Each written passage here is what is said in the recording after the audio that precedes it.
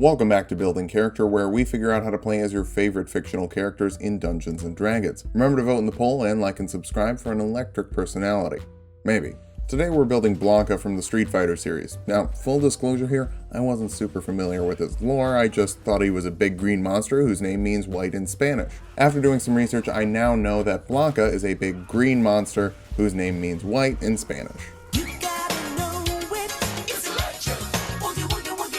Let's start off by figuring out our goals for this build. First, I want the Blanka ball, the ability to shoot across the stage and still attack. Next, we need that electricity so we can shock people who get too close. Finally, I want Blanka's signature wild man fighting style, flailing arms, maybe a bite or two, just really out of control. For stats, we're using the standard point array from the player's handbook. Roll for stats if you want. This guy's wild and out of control chaos makes sense for him. Strength will be number 1. Blanka is absolutely shredded. Dexterity after that, his size doesn't stop him from performing impressive acrobatic feats. Constitution next, thick muscles live under thick skin. Wisdom will follow, animal instincts tend to give you good perception. Charisma is on the lower end, I want intimidation proficiency, but Blanka isn't giving a TED talk anytime soon. And finally we'll dump intelligence. Charisma is not even the number 1 issue with his TED talk viability. Now we enter the real question. What D&D race is Blanka? He's green like a half-orc, furry like a bugbear, but technically human according to the lore. As much as I'd love to go for something more fun, we end up deferring to the lore, so he's a very variant human. If you want, roll it up as a half-orc or a bugbear. Remember, these are just guides.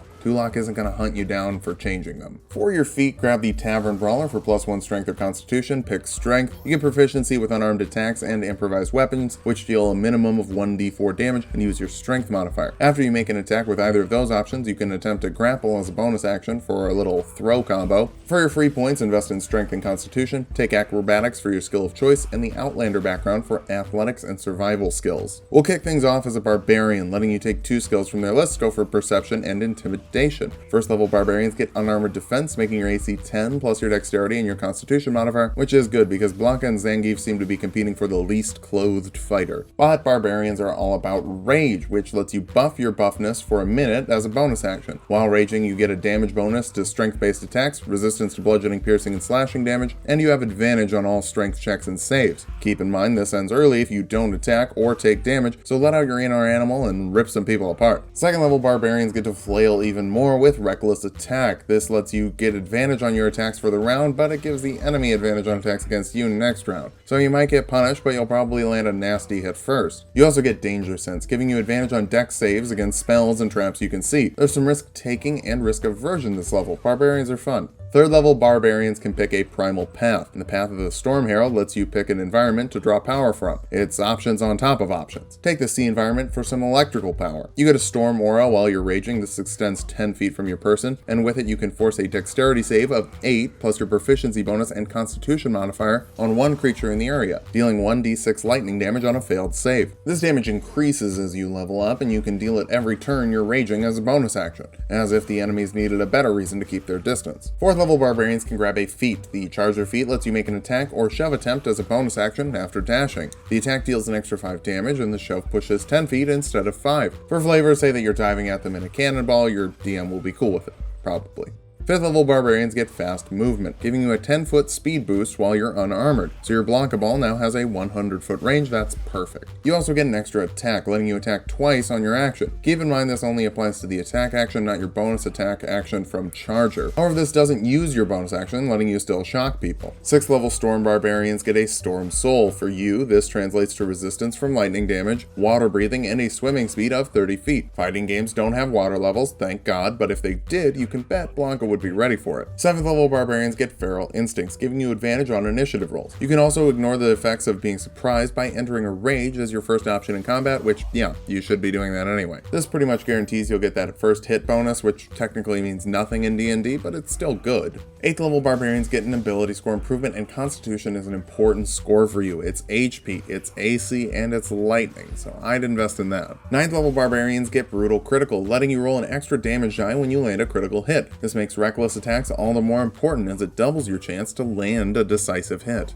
10th level Storm Barbarians get Shielding Storm, extending your lightning resistance to creatures you choose in your aura's radius. Blanka never really works with anyone in the games, but that's what's fun about pulling characters into D&D. You get to ask yourself, how would the green lightning monster affect the team dynamic? Speaking of lightning monster, your storm's damage now increases to 2d6 lightning damage at this level. 11th level Barbarians get Relentless Rage, letting you stay up when you hit 0 HP. The first time this happens while raging, make a DC 10 Constitution save, and you're at 1 HP instead. This isn't a once per day thing either. The DC just increases by increments of 5 every time you succeed, and resets on a long rest. Considering you have proficiency with Constitution saves, these shouldn't be too hard to make at first. 12th level Barbarians get another ability score improvement, and last level just gave us another reason to invest in Constitution. Keep yourself up longer and show those pretty boys and girls that you're not going down without a fight. 13th level Barbarians get another brutal critical die, so you can really sink your teeth in, or your claws, or your fists, or that chair over there. Whatever you're hitting people with, it's hitting hard. 14th level Storm Barbarians get Raging Storm. You get to use your reaction after landing a melee attack to force a strength save on a creature and knock it prone. Prone creatures are like dessert for melee fighters, as you get advantage on attack rolls against them, and they don't even need to be reckless. Keep in mind, this uses your reaction, which is weird to do on your own turn, but it also means that you can't make opportunity attacks if someone's trying to run away. 15th level Barbarians get Persistent Rage, meaning that your rage only ends early if you choose to, or you pass out. With your HP and Relentless Rage, I'm guessing it's going to be the former. Your Storm Aura damage also increases to 3d6.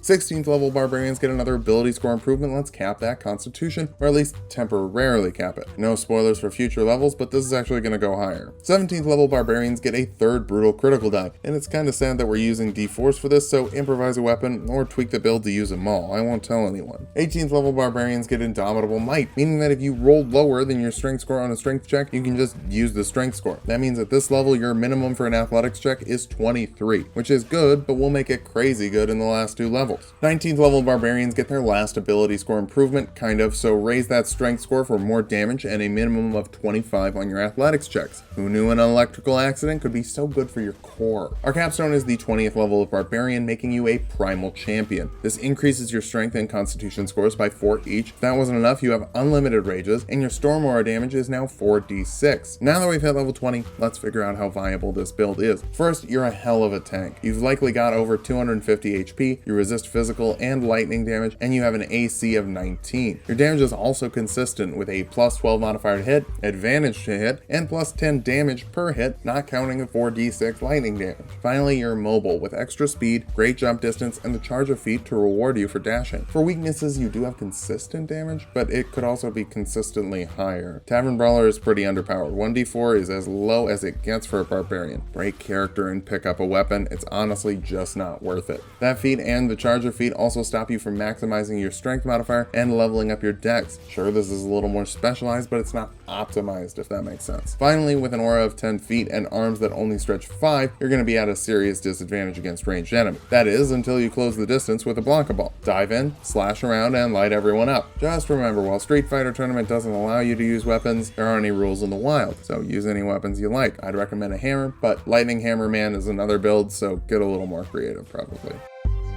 Thanks for watching. If you like the video, subscribe for more. We make 2 videos every week. Capcom makes Street Fighter, but they've got plenty of other great characters. Vote in the poll for Mega Man, Leon Kennedy, or Dante from Devil May Cry. Come back Thursday for a video you'll never forget.